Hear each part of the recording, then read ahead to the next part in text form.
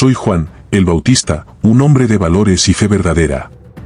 Nací en las áridas tierras de Judá, un lugar sencillo y humilde. Mi deseo es que mi historia pueda te enseñar algo y llevarte para más cerca de Dios. Mis padres, Zacarías e Isabel, eran personas temerosas de Dios, a pesar de enfrentarse durante mucho tiempo al dolor de la infertilidad. Pasaron los años, y sus silenciosas oraciones parecían resonar solo en el vacío del desierto que rodeaba nuestra modesta vivienda.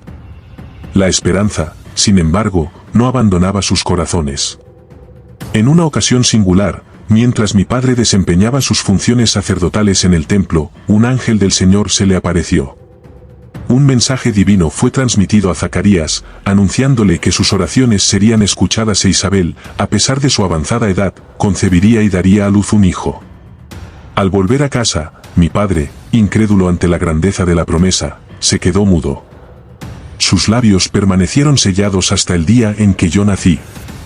Imaginen su sorpresa y alegría cuando por fin pronunció mi nombre, Juan, en el momento exacto en que, por primera vez, mis ojos se encontraron con los suyos. Yo, Juan, nací de una promesa divina, una manifestación tangible del poder del Altísimo.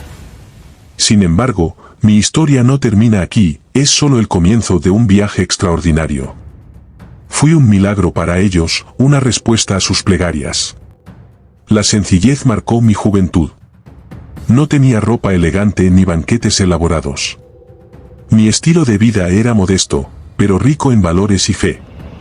Fui testigo de las luchas, las opresiones y las esperanzas de un libertador. De adulto, me hice conocido por mis predicaciones en el desierto, llamando a la gente al arrepentimiento y bautizándola en las aguas del río Jordán. Muchos acudían a mí buscando un nuevo comienzo, una limpieza de sus pecados. La vida junto a Jesús, mi primo, era especial.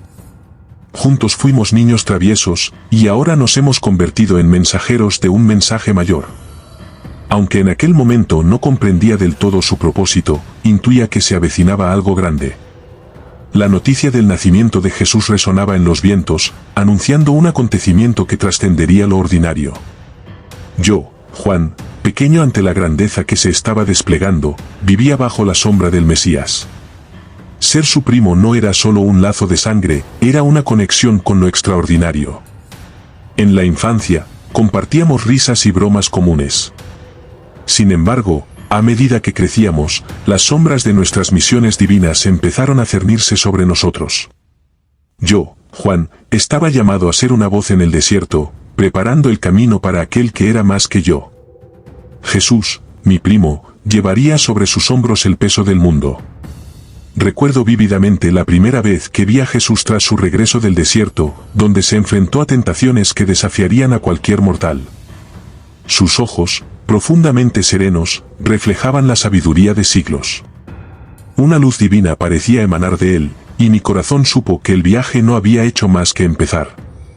Un día, a orillas del río Jordán, proclamé a los que se acercaban, arrepentíos, porque el reino de los cielos está cerca.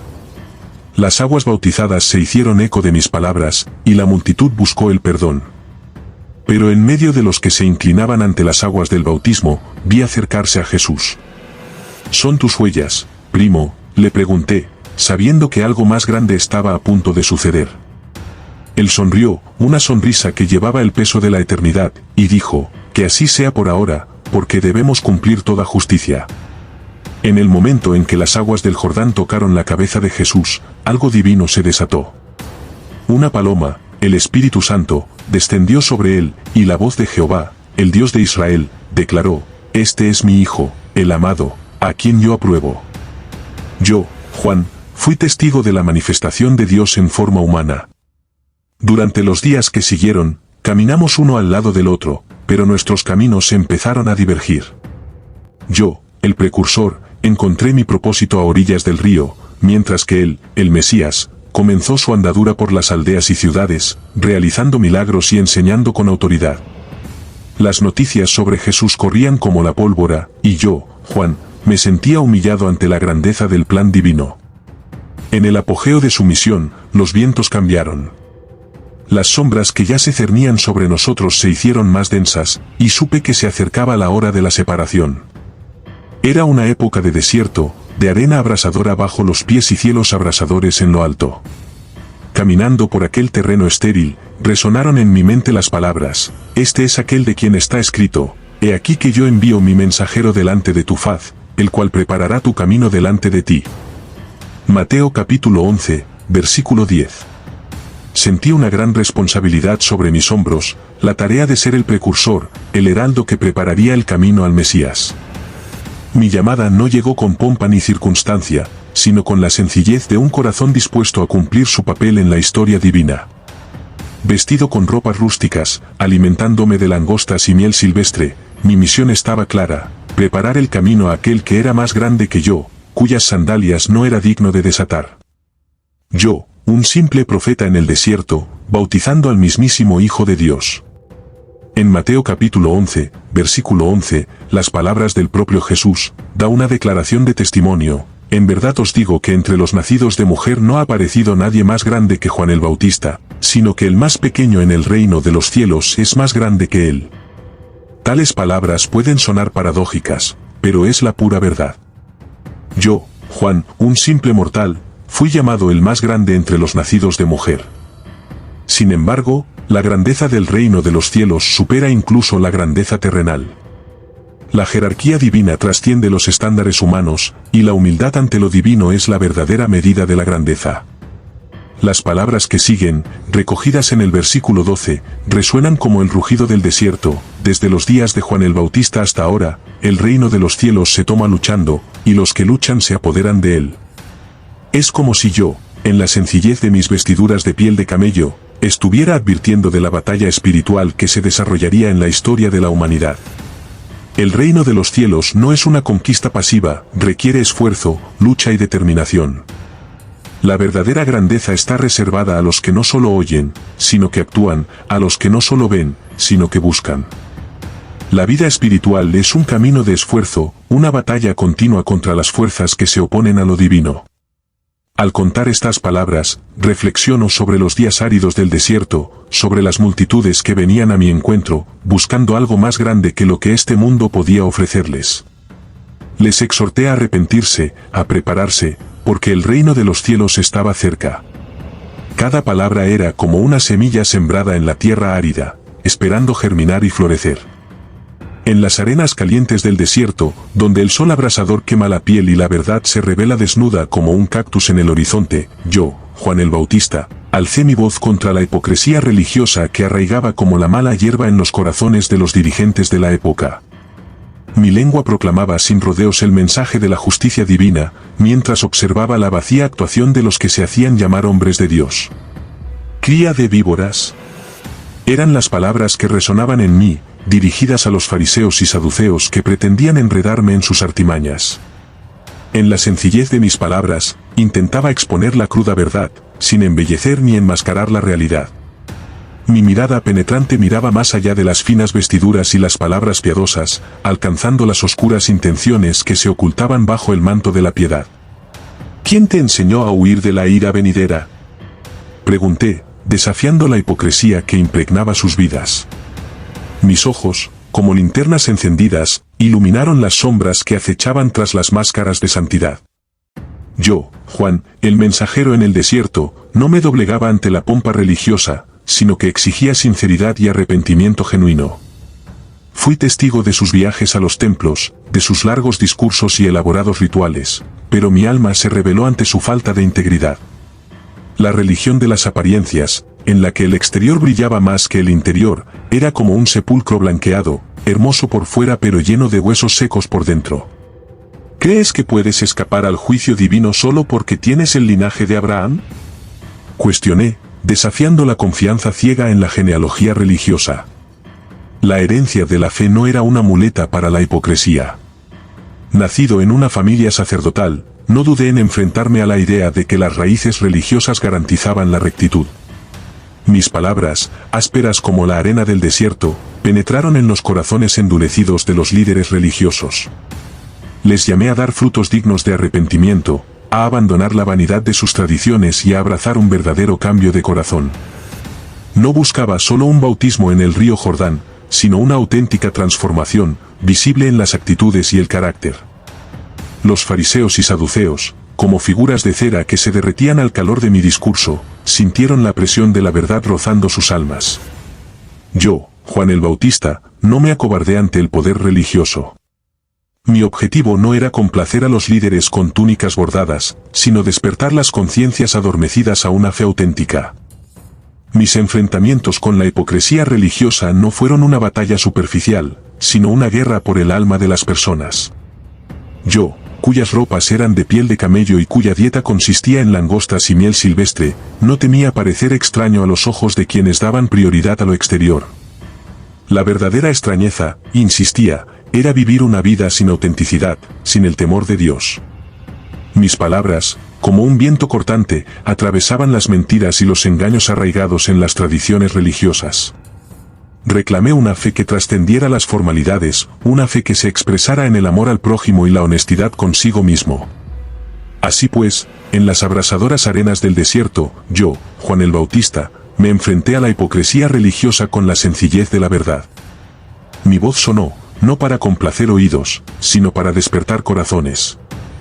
Mi historia se entretejió con el mensaje del arrepentimiento, la autenticidad y la verdadera búsqueda de Dios, que trasciende las apariencias que tan a menudo oscurecen la luz de la fe.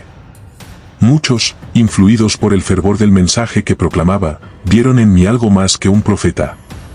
Algunos, con miradas reverentes, empezaron a llamarme maestro, profeta o incluso Elías resucitado. Sin embargo, mi respuesta a estos títulos fue una resistencia consciente. En una ocasión, un grupo de fariseos y saduceos, envueltos en sus imponentes túnicas y haciendo alarde de su autoridad religiosa, se me acercaron. Con miradas escrutadoras, cuestionaron mi identidad y me preguntaron si yo era Cristo, Elías o un profeta. Con la humildad arraigada en la esencia de mi misión, les respondí clara y directamente: no soy Cristo, ni Elías, ni un profeta. Soy la voz que clama en el desierto, preparando el camino del Señor. No intenté inflar mi ego con los títulos grandiosos que ofrecía la vanidad humana. Mi misión no trataba de mí, trataba del advenimiento del Mesías, cuyo poder eclipsaría cualquier honor terrenal. Al rechazar esos títulos, no pretendía menospreciar a quienes me buscaban para que les respetara. Al contrario, mi objetivo era dirigir sus mentes y sus corazones hacia algo más grande, algo más allá de las limitaciones del reconocimiento humano. Pretendía señalar al Cordero de Dios que quitaría el pecado del mundo. El rechazo de los títulos y honores humanos no era solo una estrategia retórica, era una expresión de mi profunda comprensión de la naturaleza transitoria de estas distinciones. La grandeza humana es efímera, sujeta a los vientos cambiantes y a los caprichos sociales. Mi devoción se centraba en algo eterno, en un reino que trasciende las glorias y los reconocimientos de la tierra. Mateo capítulo 11, versículos 10 a 12, es más que un relato, es una llamada a la acción, un recordatorio de que la grandeza no reside solo en la posición social, sino en la humildad ante lo divino, en la búsqueda incansable del reino de los cielos. Yo, Juan el Bautista, comparto estas palabras no como un testimonio vano, sino como un eco del desierto que clama por corazones sedientos de verdad y justicia. Que los que tengan oídos oigan, y que los que tengan ojos vean el camino que se abre ante ellos. A orillas del río Jordán, donde las aguas fluyen como testigos silenciosos de los acontecimientos que han conformado nuestras vidas, me encontré en frecuentes enfrentamientos con el temible rey Herodes. Mi viaje, guiado por un propósito divino, se entrelazó con la política y los caprichos de un gobernante que temía la verdad que yo proclamaba. Herodes, con su pesada corona y su mirada calculadora, me percibía como una amenaza para su frágil reinado. Yo, Juan el Bautista, primo de aquel cuya llegada anuncié, me enfrenté a las artimañas de este monarca con el valor que solo la verdad puede otorgar. Los primeros enfrentamientos comenzaron cuando alcé la voz a orillas del río, llamando a la gente a arrepentirse de sus pecados. El eco de mis palabras resonó como un trueno en los oídos de Herodes, que temía el despertar de las conciencias y la pérdida de su control sobre el pueblo. La verdad, inflexible como el mismo río, empezó a erosionar los cimientos de su autoproclamada grandeza. El rey, impulsado por el malestar que mi mensaje causaba en su corazón, envió emisarios para persuadirme de que me callara. Pero mi lengua, ungida por la sabiduría celestial, se negó a callarse. Proclamaba la justicia divina en un mundo que a menudo prefería vivir en las sombras de su propio engaño. Herodes, movido por una mezcla de miedo y desdén, intentó neutralizarme por medios sutiles. Me ofreció suntuosos banquetes y fastuosos festines, con la esperanza de que la indulgencia material me alejara de la verdad.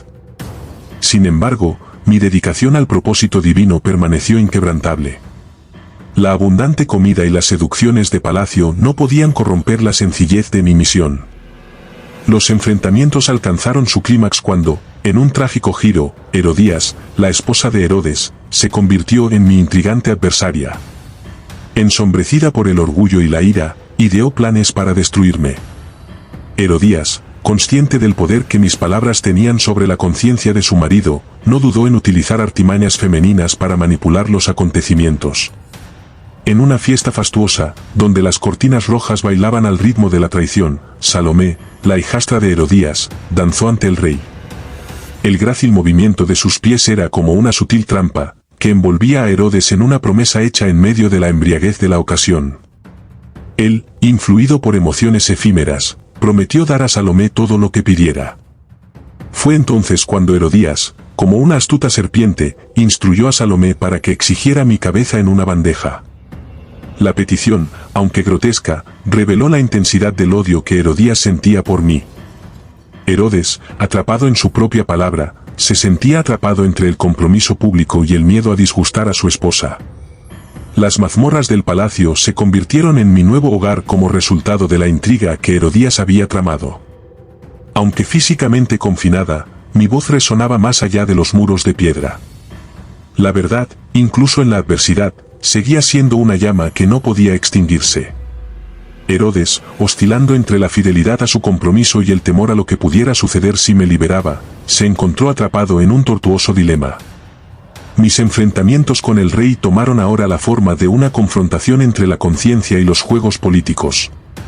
En las noches oscuras y silenciosas, mientras esperaba la inminente ejecución, una serenidad divina envolvía mi alma. La verdad, como una luz celestial, iluminaba el camino de eternidad que se abría ante mí. Incluso en la oscuridad del calabozo, mi espíritu permanecía libre, remontándose como un águila en los cielos de la eternidad. Así, mis enfrentamientos con Herodes se convirtieron en un testimonio de la verdad inquebrantable frente a los caprichos del poder terrenal. Incluso cuando las cadenas físicas intentaron restringir mi presencia, mi mensaje resonó en los corazones de quienes buscaban la luz. La saga continuó, y la verdad, como un río sin fin, siguió su curso inevitable. Hoy, al cerrar mi relato, no busco alabanzas ni reconocimiento terrenal. Mi viaje ha estado marcado por la constatación de que no soy más que una voz que clama en el desierto, un testigo de la palabra hecha carne.